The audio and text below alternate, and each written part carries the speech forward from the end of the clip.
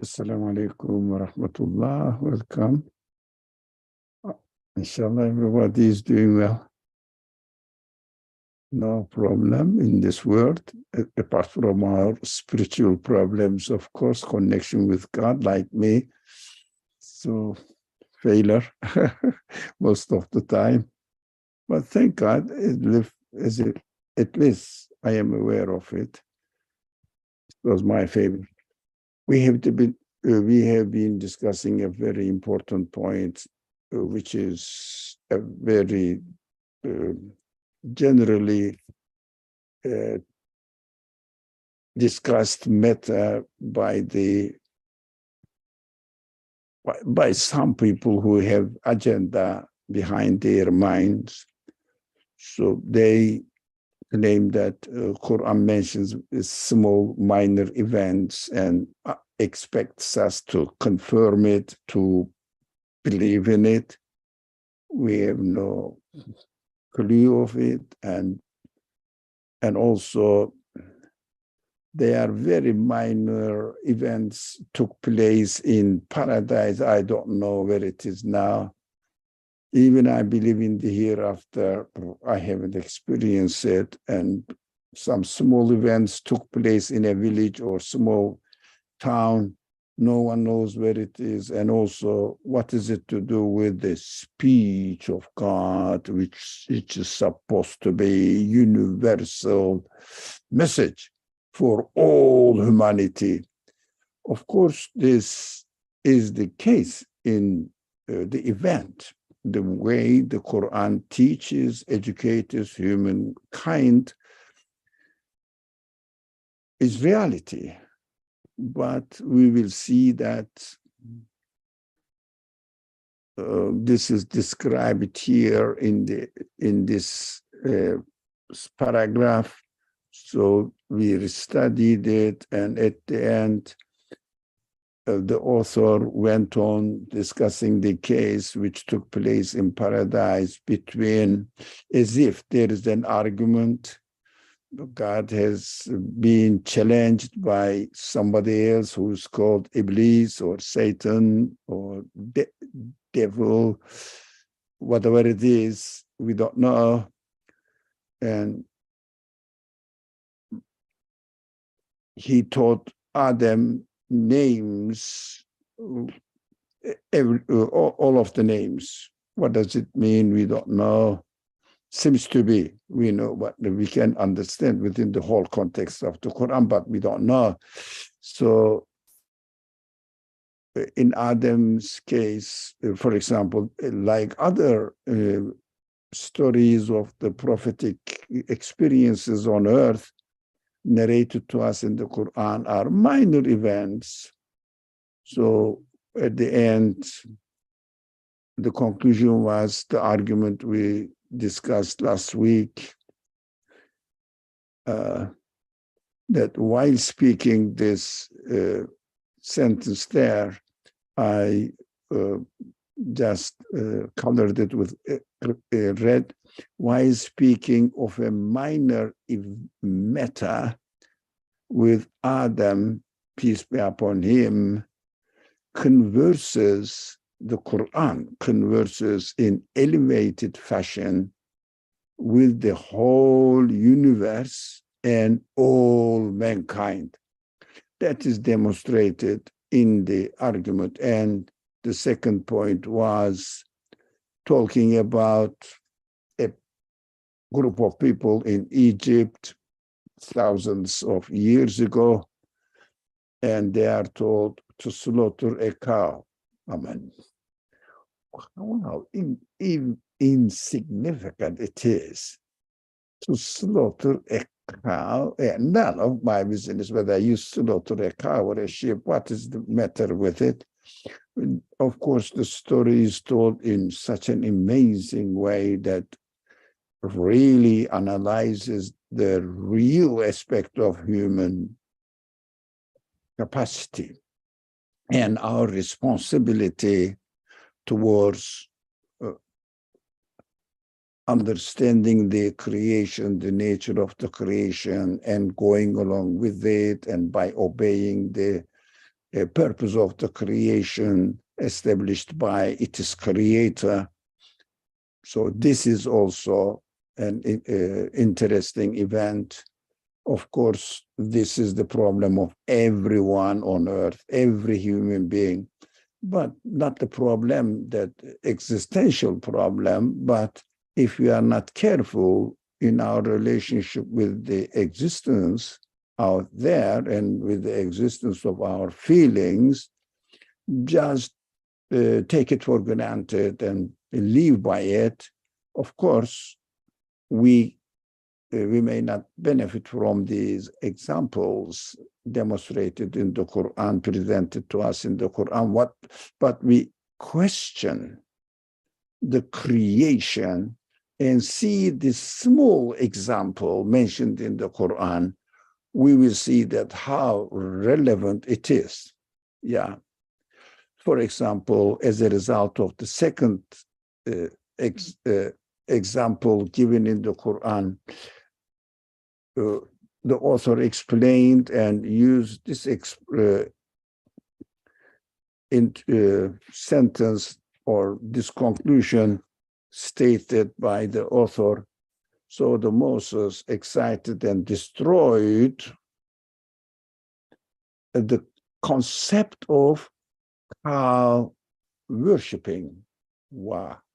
What do you mean cow worshipping? Slaughter the cow, cow worshipping, which had become a part of that nation's character and worked in their very natures.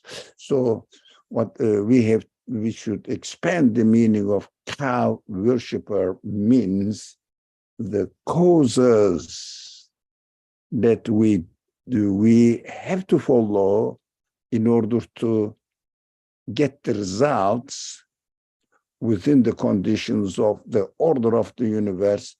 If we just use the causes, created causes, as it appeared to be the cause of the result, but and worship it, it means assume that the cause is the creator of the effect. All this concept is destroyed in the very small event narrated in the Quran. Now, third point, we did not really went through very well, as the moderator, our friend moderator, reminded me that go over the last paragraph of this second point. So I will go, of course. Thus, through this minor incident, it exposes with an elevated miraculousness a universal principle which is essential instruction in wisdom of everyone at all times. Okay, making an analogy with this, you may understand that certain minor incidents in the Quran, which are mentioned in the form of historical events, are, I think this is important, are the tips of universal principles. The small, minor, certain minor incidents, certain minor incidents in the Quran, which are mentioned in the form of historical events, are the tips of universal principles. That is how the Quran needs to be read. Not only the Quran, actually, all divinely revealed scriptures must be read in this way in order to understand and benefit from them. I think the following is the reference quickly, that even in Lama'at, in the second section of the miraculousness of the Quran, taking the 7 sentences of the story of Moses, which is mentioned and repeated in many surahs, we have explained how each part of those particular sentences comprises an important universal principle. If you wish, you may refer to that the treatise. Okay, go and study that lemma. I think it is translated into English as glimpse or something. I don't remember. Okay, that is a reference. Third point. Oh, no. Second point, did we study second point, really? So I confused. Why did I confuse? Well, I think we should read this paragraph properly, not the last portion of the paragraph, but this reference portion of the paragraph.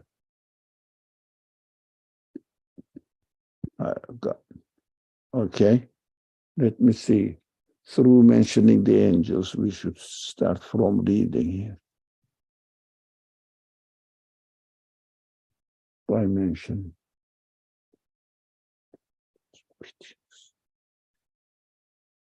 Okay, from here. Let me read this part. I read the rest, but by mentioning the angels' obedience and submission before the person of Adam and Satan's pride and refusal, the Quran makes understood that most of the physical beings in the universe and their non-physical representatives and appointed beings are subjugated to men. Look, angels are related to the subjugation of the beings of the universe. We have to tie up this. Why? What is it to do with beings, created beings in the universe, and angels' obedience before the person of Adam, human beings? So we must have mentioned that Adam represents every individual human being. Angel represents every being in the creation, because the being carries the meaning, and this meaning side of the beings, angelic side of the beings, are the angels of that beings, conscious side of the beings. We refer to a belief in angel on many occasions, which is essential and the most important element of belief, actually, most important article of belief to me, the belief in angels. Otherwise, we cannot be satisfied with other articles of belief. So every physical beings in the universe and their non-physical representatives and appointed beings are subjugated to men, and that many senses are predisposed and amenable to benefiting from all of them. Now, that means many senses are predisposed.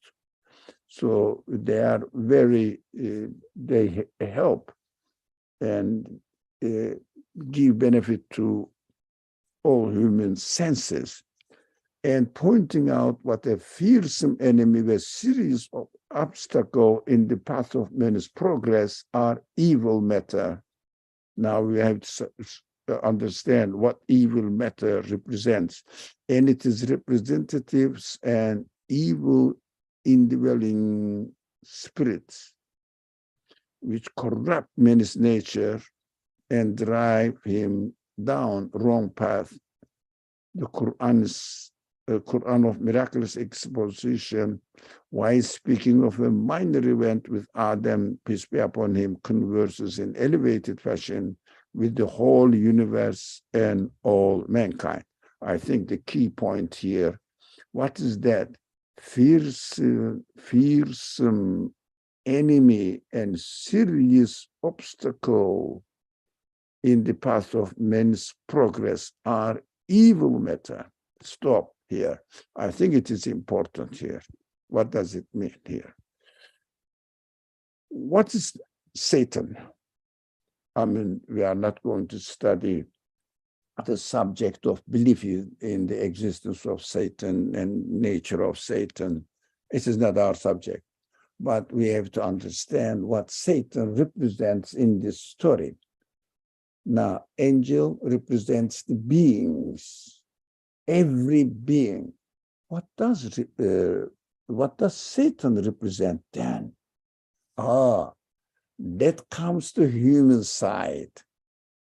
We human beings are given the option to choose between two alternatives at every stage of our life, in every incident or interaction with every being, anytime. Two options. We are left always with two options. One is whether we accept the creation as it is. It means the beings as it is, which have their meanings reflecting the quality of their artist, their maker, reflecting the qualities of their maker. That is angelic side of it. How about the devilish side of it? That is something to do with my attitude. There is no devilish side of in the existence of anything whatsoever. But there should be. Otherwise, the Creator is playing with me, creating me without asking me, and just as a result of his mercy. And whatever he did as a result of his mercy, now he is really putting a trap in his way so that he may fall and then say, okay, you see, you fell, and I am just going to torture you for this, and it is a pleasure for me. Well, this is really absurd. The creation is out of mercy. So there must be something there. That is my attitude. If I don't want to see, because of my decided perceived idea that I'm not going to submit myself to anything else, I exist by myself. That's it, here I am. So I'm going to decide, I'm going to declare my freedom to use my free will as I want. So this declaration reflects its result on my understanding of the other creatures as well, because of this tendency, I will say, everything exists by themselves as well. Here it is. Trees growing, the earth is revolving, the birds are flying, winds are blowing this way, that way, and the clouds are moving around according to the direction of the wind and the strength of the wind. Well, everybody is acting on its own. There is no sign in their existence pointing to the qualities of their artist, the piece of art, and it is beautiful or ugly, whatever I describe it, as if it is the result of the material that the piece of art is made up of. As if. Is it possible? It is humanly acceptable, human conscious, reasoning, intellect can confirm it? Never. Everybody says, the artist was not successful, artist is really very successful, whatever. They are reading the meaning in the piece of art. The universe, everything is incomparably perfect to a piece of human art. Or why don't we read it? Why don't we say, the artist was nice, or what failure, etc., etc.? Why don't we read the signs in it? Everything is so coming into existence in a wonderful way, carrying the qualities that manifested, reflected in their being. So if I don't want to read them and say that's how they are. So I see a piece of art. That is how it is. There is no artist. No. Why? I don't see it. I don't see an artist making it. No, not my business. It is as it is, because I took my first prejudice, biased idea, egocentric idea, which is called I exist by myself. That's it. Everything exists by itself. After saying this, when I look at the creation, I don't see the angelic side of it, meanings in them. The qualities manifest, the qualities of its maker manifested in them. I don't want to read it. I don't want to get it because of my previous biased attitude. I don't want to submit myself. So my free will gives me the opportunity to choose a very irrational option, saying everything exists by itself. There is no meaning. That is what fearsome enemy and serious obstacle in the path of man's progress. This is evil for me, not in the creation, in my choice.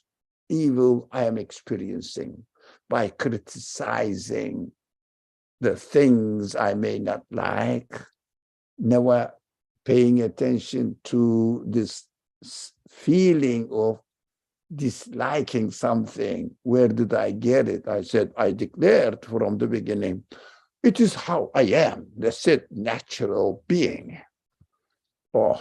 Then, of course, I declare the same thing, and Satan represents this option, which has no reality in existence. That's only my choice, my option, that I may choose against all my human qualities, rejecting them, neglecting them, just really ignoring them behind, just because of my attitude. Of course, we have to have the attitude in order to be able to use our free will to choose between two options. So that is what prostration of angels before Adam, it means every human being, serving the qualities of every human being to operate and understand and read the signs manifested in creation. But I have the option denying that. This option is represented by the vocabulary or the word used in the Quran, Iblis, devil or evil or Satan. It is with me always. It is operating, and I have the option always in my every action with the rest of the world. We understand that Quran really demonstrates a scenario, makes it easy to everybody to understand, and using certain vocabulary which the vocabularies which need to be understood within the whole context of the Quran. But if someone really has not studied, like many of us don't study the Quran really seriously, so we are not aware of it, of course we have to suffer from our ignorance, not being able to comprehend the message at this in a way that I'm satisfied with. And if I have a bad intention, I would say this Quran mentions something happened in somewhere out of this universe. I don't know where it is. I don't know, maybe it's just imagination. And some things, angels, I don't know what they are. I haven't seen an angel, of course, when you read the text. Literally, you don't. So any text, you read the text literally, not paying attention to the concepts there. So you are bound to fail in understanding if you have a bad or agenda, really, a kind of, to understand, say, political agenda. A handful of people in the world have this political agenda, and they say, Quran mentions stupid, small events took place in a village and none of my business. How can I take, this is the word of the speech of the creator of the universe? Impossible. But we understand that, as it is briefly explained here, we understand that, speaking of a minor matter with Adam, Quran converses and in elevated fashion with the whole universe and all mankind, everybody, every time we are practicing it. So whether we open our door, our windows to angels to serve us without being really biased, taking a biased attitude, saying that I'm not going to accept the creator, I'm not going to submit myself, I'm not going to use my free will according to its creator or the will of its creator, purpose of its creator, but I'm going to use it according to my own self-centric, if not really antagonistic attitude towards the creator. So really, it's very dangerous, feeling self-satisfied within himself, herself, whatever. So that is what it is about the example of Adam and angel and Satan or devil. Second point. Now, let me read it quickly. Through the land of Egypt is a part of the greater Sahara desert. It's a small part. So through the blessing of the Nile, now we have to pay that's desert here and the Nile, or of course, around the Nile, the land is so fertile. It has become like an extremely fertile arable land. So it is cultivated and lots of goods are created there. Such a blessed heavenly place being found adjacent to the hellish Sahara has made its agriculture highly sought after, very precious by its people, of course. So it's nothing wrong there. Of course, I like the things I benefit from, and has so fixed it in their characters that for them it has become sacred. Wow, the land, the Nile, and cultivation, agriculture, and therefore animal breeding became sacred for them. And the cow and the bull, the means of agriculture, have also become sacred. The land, the earth, fertile earth, became sacred, and the means that if I don't use that time a cow, nowadays machines, agricultural machines, mechanical things, are technology is sacred now, isn't it? For many people, not for you, I'm sure, but for others, some of others, technology become, and scientific discoveries is really people's hope. The only hope, maybe. Some people, not all, of course. And so the cow is considered to be sacred, and the bull, of course. And they started taking it as a holy things, and consequently they worshipped them. Thus, it is understood from the question of the calf that the calf is going to grow into a cow or bull. That the children of Israel, those people who follow a prophetic message under the leadership of the prophet, the children of Israel of that time, now the children of Israel now may be regarded as the followers of the text message, Jews for sure, and some Christians which took the Torah as their source of inspiration, religion, accepting that Torah is sacred, divinely revealed, but definitely the Muslims are the children of Israel of that time, this time, now, who grew up in Egypt in this condition had come to have a share of that custom, influenced by the civilization, fashion of the environment. That is, I see that I am there. I found myself here. Okay, what will happen now? Thus, the always Quran makes understood through the sacrifice of a cow that through his messengership, Moses excited and destroyed the concept of cow worshipping. Wow. What was cow representing? The means of the things that we benefit. We said, to a certain extent, technology is there. The matter itself is there.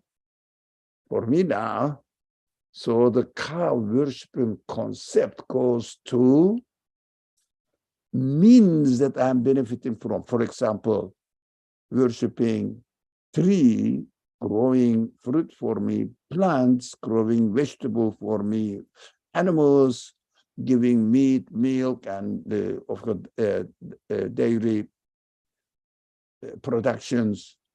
Oh, these are the ones which satisfy me, which means the meta, which is nowadays called the order of the universe, requires to follow the way the order of the universe works, which is now, of course, irrationally conceptualized as cause and effect relationship. Are they the causes? If they are the causes who are creating, then the Quran says, that is your cow, not cause, cow. You are worshiping the cow, because by using the cow, you are benefiting from the fertile land, this barren land. So it's a beautiful example coming to my personal life right now as being a member of the children of Israel. Mm-hmm. So I found myself there. I don't know whether you found yourself there too. I believe you do. You are a human being. Well, a reasonable human being finds themselves there. So through this minor incident, it expounds with an elevated miraculousness a universal principle which is essential instruction in wisdom for everyone at all times. I love this. For everyone, this instruction, essential instruction in wisdom for everyone at all times. Well, that is really, we say, mashallah. So that is how, it is so simple to understand the Quran in this way. Otherwise, we may just really muddle around, confused. Why? Well, this is the story, take a lesson. So you don't worship a cow like the children of Israel did. And they made a statue of the calf. Don't worship statues. Ridiculous idea. Don't worship statues. This is not the lesson to be taken from this wonderful universal message of the simple example. So we have to be careful. We have to be really very careful. So, essential instruction in wisdom for everyone at all times. MashaAllah. So really it makes sense to me. And it's very practical for me. I'm sure you share the same feeling. Making an analogy with this, you may understand that certain minor incidents in the Quran, which are mentioned in the form of historical events. It may be the story of Shu'aib, the story of Jesus, the story of Ibrahim, the story of Ibrahim is everywhere in the Quran. Really.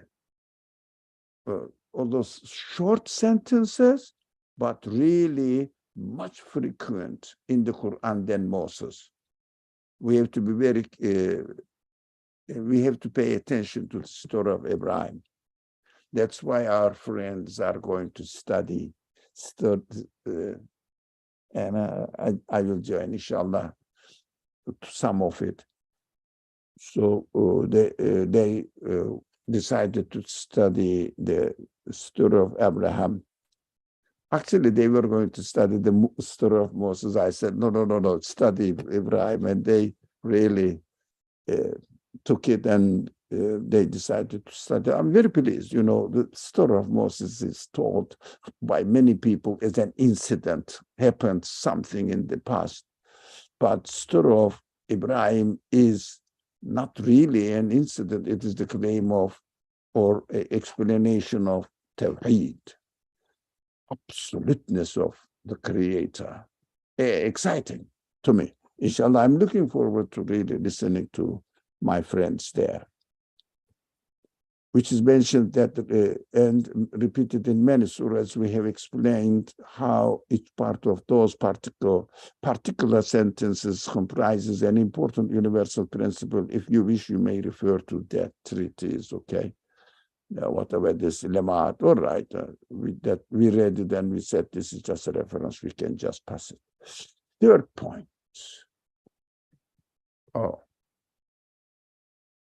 Is there anyone who was going to share his idea, his comments, concerns, whatever? Otherwise, I don't waste time. I don't want to waste time by waiting. Anyone opening the mic or writing anything? Okay, third point. And yet, after all this, your hearts hardened and became like rocks, or even harder. For behold, there are rocks from which streams gush forth. And pay attention how small matter it is. Now, there are some springs, of course, where the water comes out. It's referring to that. And behold, there are some of the rocks, of course, from which they are cleft. So some rocks are cleft during the period of this winter season, cold, hot, etc. But ultimately, the rocks are cleft. Now, they became the pieces. Water issues, and from there, water comes, and there are some that fall down for awe of God. This is the Quranic description. Because for awe of God, the rocks fall down.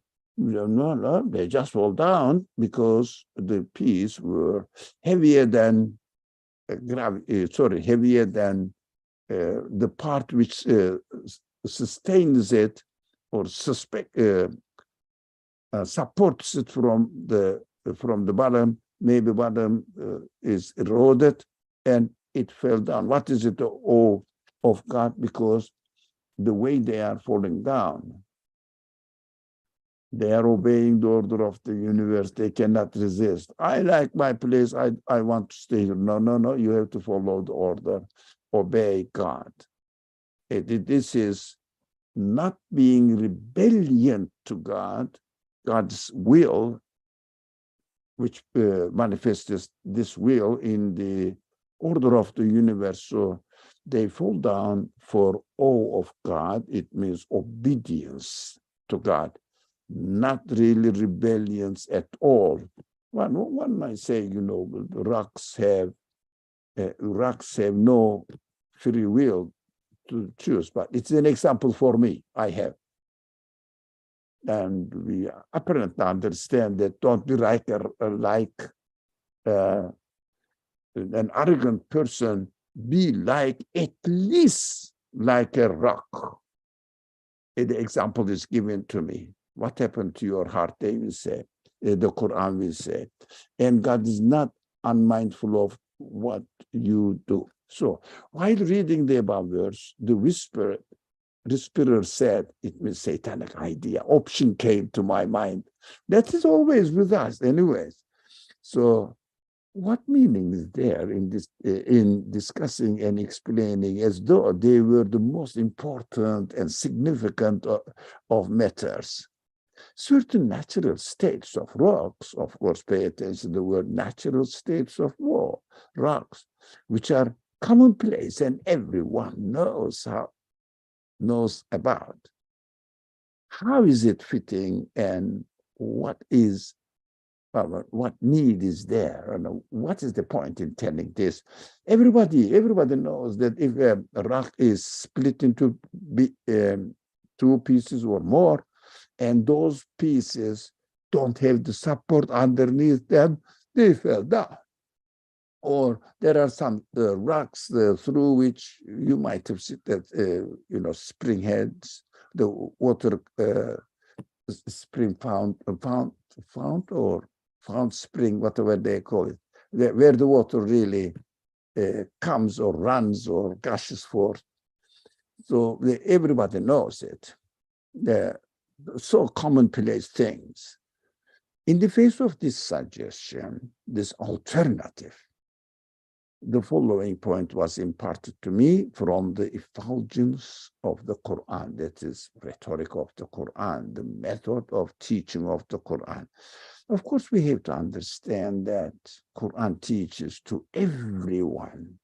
Not everybody is familiar with thinking in an abstract matter, thinking of the abstract matter, understanding the abstract matter, belief matters. They need really visible examples presented to them. So let's say what the Quran says here as the author presents his understanding. Yes, it is fitting and there is need for it. That's correct. To do it is really the best way of educational, best way of teaching all humankind, so that those people who cannot really think in an abstract notions, about abstract notions, or those people who really can do that, they can both benefit from it. Let's see how it explains.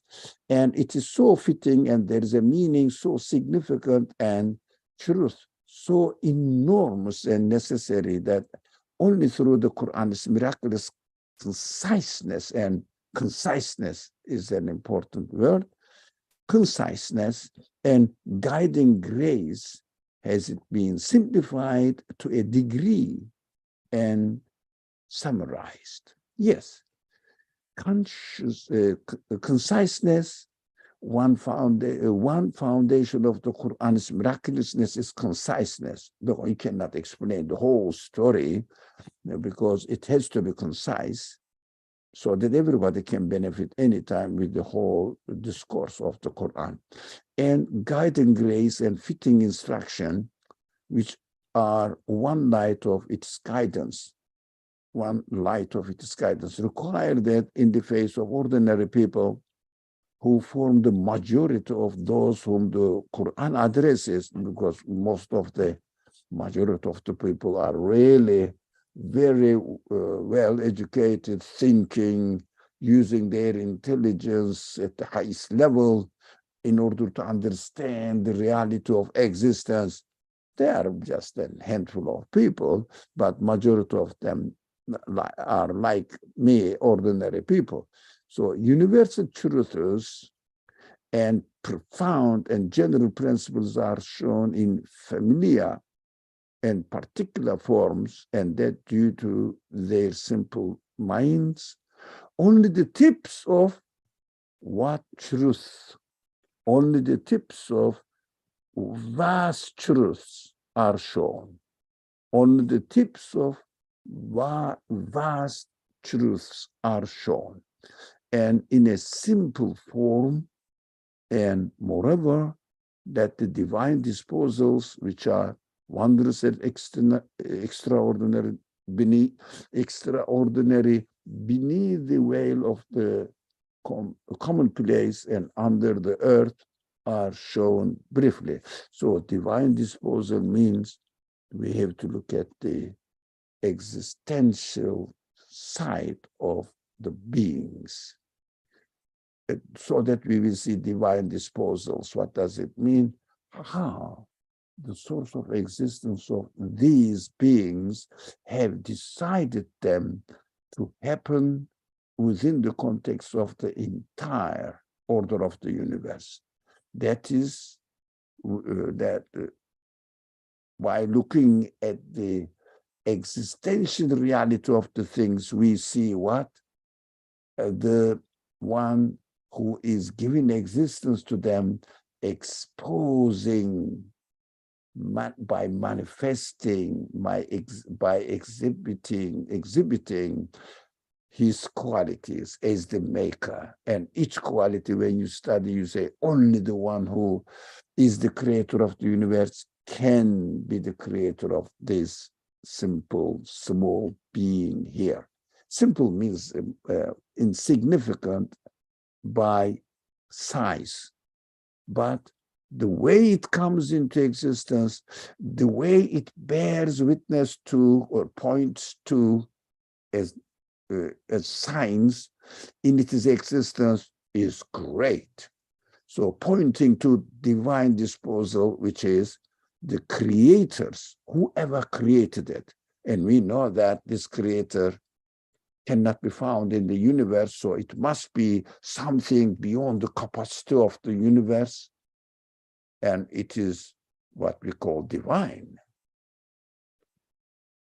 So, thus it is due to this mystery that the all-wise Quran says the following with the above verse that explains the verse now, the author. O children of Israel, and that is generalization, sons of Adam.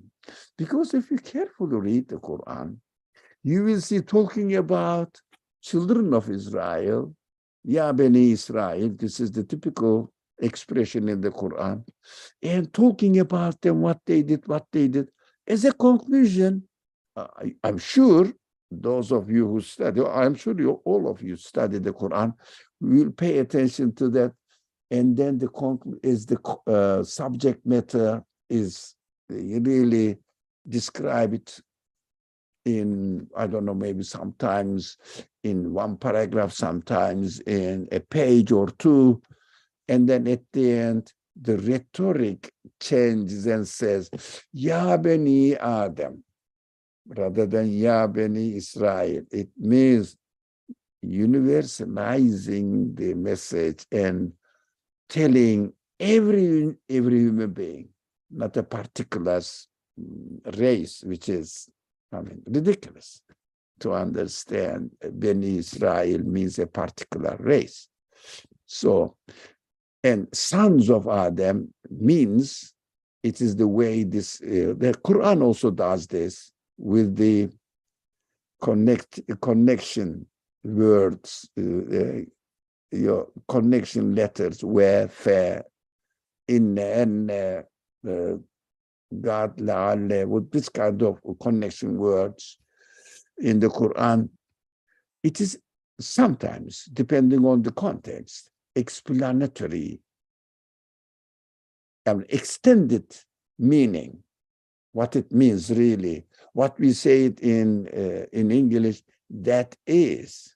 In Arabic, yani. So let's read it in this way. O children of Israel, that is, sons of Adam, you and me. What has happened to you that your hearts have become harder and more lifeless than stone? Wow, what a big, really, if you like, accusation, saying that your heart has become harder and more lifeless than stone. Wow, what's wrong with me? Now I'm now taking the message to myself. For do you not see that those extremely hard, lifeless, huge rocks formed in vast strata under the earth are so obedient and subjugated before the divine commands? It means the will of the creator of the order of the universe, divine commands. However he willed them to be, and they are. But human beings are free.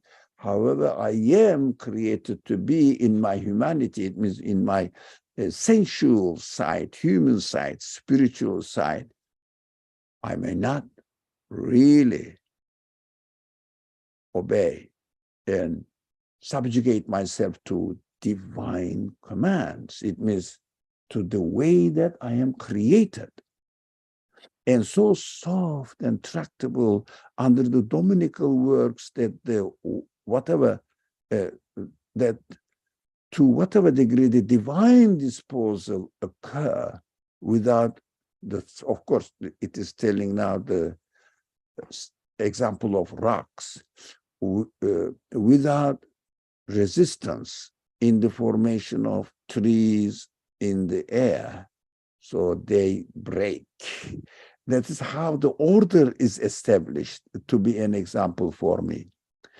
Orderly, how orderly water channels and veins, like the circulation of blood in veins, occur with the same ease and order, same ease and order, and with perfect wisdom in those hard, death rocks under the earth. What's wrong with you? You are harder than these rocks, although these rocks never resist obeying the order of the order, but you are disobeying the order of the universe and your creator by misusing your human qualities. And like the way the branches of trees and plants spread in the air with ease, encountering no obstacles, the delicate veins of roots. Now, giving another example now, the delicate veins of roots of the plants spread with the same ease in the rocks under the earth. The Quran, somebody may say, no, I studied biology, I know that this, the tip of the roots of plants emit some sort of substance that really melts, if you like, the rock or any obstacle in its way, the earth, anything, and go through. But this order, they obey this order.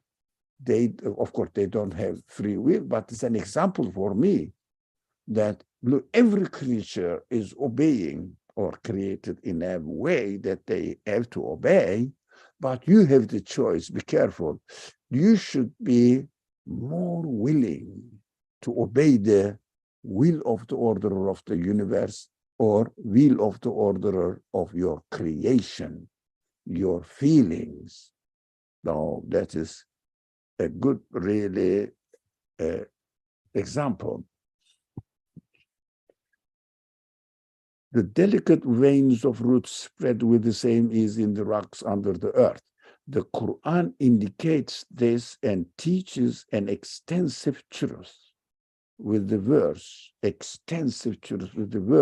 and thus by illusion says the following to the hard-hearted people. I mean, the hard-hearted, it means me. So I will read it for myself.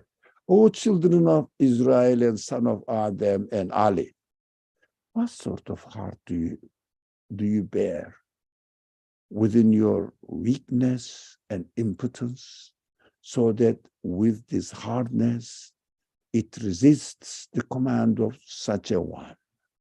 Wow, the creator of my feelings, I choose an option not to obey and follow as my feelings require me to do. Go against it because I have given the option. Now, what's wrong with me? It's a good question for me. Whereas how perfectly and obediently the huge strata of hard rocks carry out their delicate duties in the darkness before his command. This is an example, of course. The Creator's command, he was capital H. His commands, the divine commands, the Creator's will, actually. The command is the word, how he willed. That I have to obey, but I am only human beings are given the option not to obey. And we have to be very careful when we don't use option and just obey it. We don't become an obedient rock, but we become an obedient human feeling, which is really worth being a human being, carrying the all tools to know my creator, and of course, deserving the result of this obedience. So as a human being, getting everything. So they display no, they display no disobedience. Indeed, those rocks act as treasure.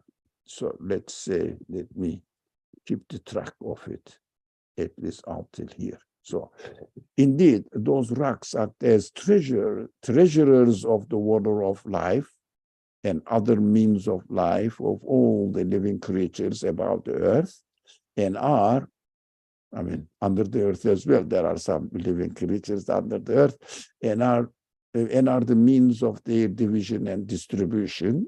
They are employed in this way. They function it. They do this with such wisdom and justice. It means in their action, we can see the wisdom. We can see justice.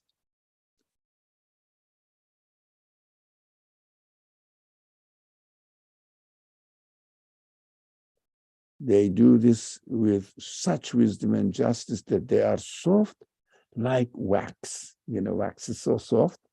You can give every shape to it you want, or air in the hand of power of all the wise one of glory. Offering no resistance, they prostrate before his mighty power, the Creator's mighty power. So they do it without free will, of course, but at the same time, that's an example for me. I shouldn't practice my free will against my nature, as they don't act against their nature, the way they are created. I shouldn't act against the way I am created.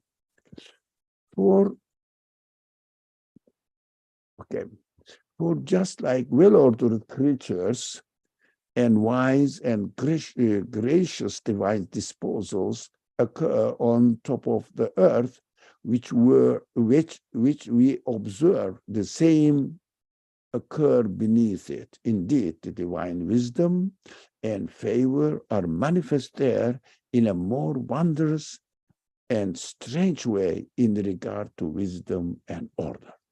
See how like wax those hard, unfeeling, mighty rocks display a softness towards the creation of commands. This is an example we see for me. We shouldn't say the rocks have no choice, correct, but it is created for me as far as I am concerned, because we learned that everything is created to serve me in the story of Adam by explaining or really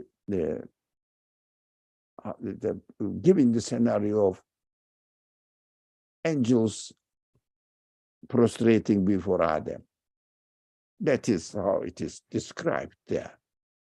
So, unfeeling mighty rocks display a softness towards the creational commands and how they offer no resistance or hardness to the delicate waters, the fine rock roots, and the silken veins, which are divine officials employed by the Creator as they are created.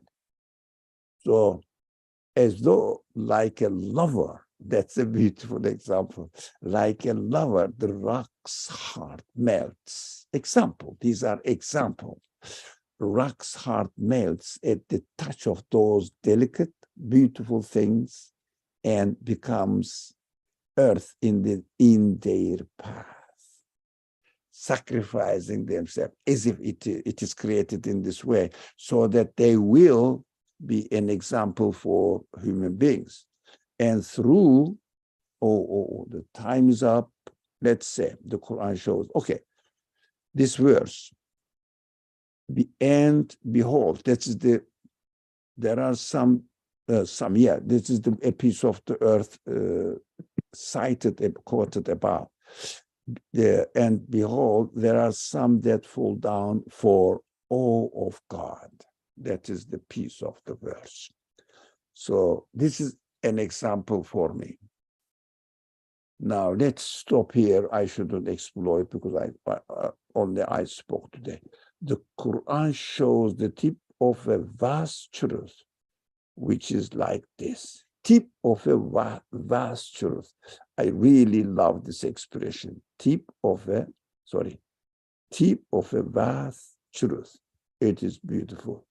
We have to pay attention that in each of the prophetic stories, even the stories mentioned in the life of the prophet himself, this Uhud, the Sever, and Badr, and especially, come on, this verse, this description in the 9th section of the Quran, there are many examples of it. Come on, somebody should help me to remember this name of the war, which is against the, one part of the Byzantine, where the Byzantine area is, towards the end of Prophet's life in Medina. Not, come on, no one. Bismillah ar-Rahman ar-Rahim. Maybe the most extended description of the Quran of the war took place with the Prophet. The first. Not Khandaq. Sorry? It's not the trench. No. They were arrows. They were passing through a passage, and the arrows was really through. Prophet was left alone, something like that. Which one? It was one with where the archers left their station? No, no, no, no, no, no, no, no, no. No, they went far on the north, almost close to, I mean, the southern part of Roman Empire, and they were just getting ready to attack the Medina and getting rid of it because it is becoming bigger and bigger. And they were getting ready, and before they attacked, the prophet decided to go there. And no,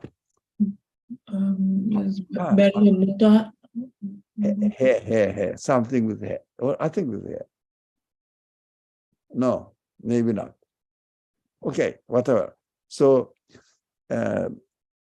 all these descriptions took place during the prophetic life in the form of, the war, physical wars, and also in the form of treaty signing with other people. These are mentioned in the Quran, and we have to read them the tip of a vast truth. We have to read them, tip of vast truth. Unfortunately, it is the custom of the general culture to read them as instances took place during the prophet's lifetime and how hard the prophet's life was and suffered a lot for us to really convey the message, deliver the message to us. That is correct, but not that only. These are the tip of a vast truth. That's what we are trying to understand in our Wednesday discussions. How we should really see the universal message in the tip of a vast truth mentioned in every story. Hunayn. Now I remember. Alhamdulillah. The war Hunayn. It's ridiculous. It is really very interesting. It's very teaching. I really love the narration of this event. Of course, see how the prophet was so determined to fulfill his message. Excellent. That's why we have to say always, may Allah be pleased with the prophet. Peace and blessings be upon him. But say it consciously, not as a part of tradition, but consciously. You please Allah, treat him with your peace and blessings. I benefited. But my life became meaningful with the message he brought to me, he delivered to me. How can I be not really thankful to him? Because whatever I receive in the world will not help me to solve my human problems, but his message did. So we have to really, sincerely, consciously, deliberately, not as the tongue comes, Muhammad, peace and blessings be upon him. No, deliberately say, peace and blessings be upon him.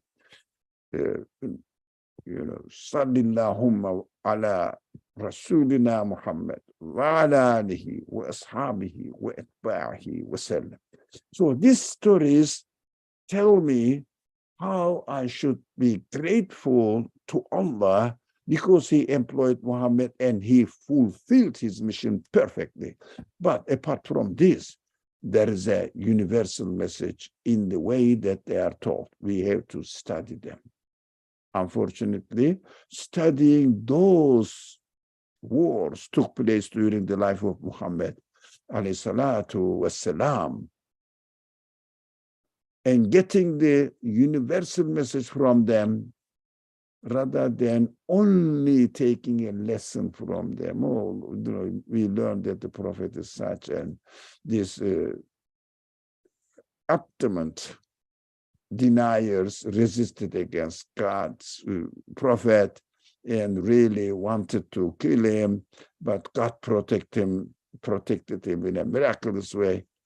That is correct, definitely correct, but not enough. We have to expand. Thank you very much. I'm going to stop here and mark it here as the place where we left off after the verse. Inshallah, here it is. بسم الله الرحمن الرحيم سبحانك لا علم لنا إلا ما علمتنا إنك أنت العليم الحكيم وآخر دعواهم أن الحمد لله رب العالمين بحرمة سر سورة الفاتحة.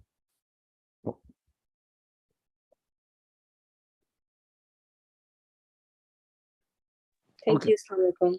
وعليكم السلام ورحمة الله. Thank you for coming and joining, inshallah. Let me put it in a different color, actually, like this.